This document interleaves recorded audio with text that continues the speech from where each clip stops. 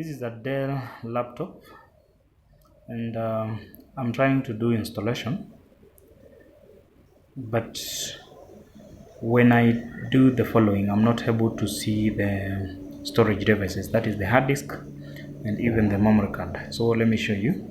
You click next, you go to install, then there is this option for me to choose to accept terms and condition. I think that should be the next part. Yeah, this one, to accept the license terms.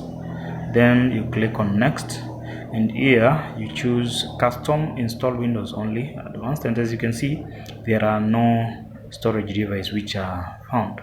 So I want to show you how you can activate that one on a Dell laptop like this one. So I'm going to restart the laptop.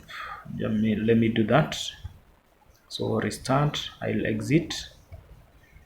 Yes, then during exit I have to press F12 because I want to access BIOS.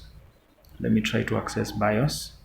Once you access BIOS, click BIOS setup there, and once you click BIOS setup, go to storage like that, and on the storage choose this one, then you click yes. Once you click yes, apply changes, then click OK, and then you exit like that. That's where we exit. So once you exit, now when the laptop restarts, because the restart is going to restart using, I've not shown you the boot order, but I think you are aware that as I am speaking right now, it's booting from that flash disk. So let's proceed and see what happens, whether we are going to access the storage device. They are going to be visible. So I click install, and then the next part is to accept terms and condition.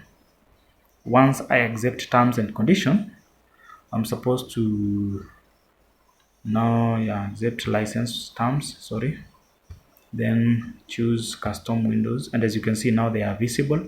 I can go ahead and format if I want to format them, or maybe I can go ahead and delete them if I want to delete them. Yeah, like that. So that is it. Make sure you follow, share, and also remember to subscribe to our YouTube channel, that is Codestar Technologies, for more tech videos like this one. Thank you.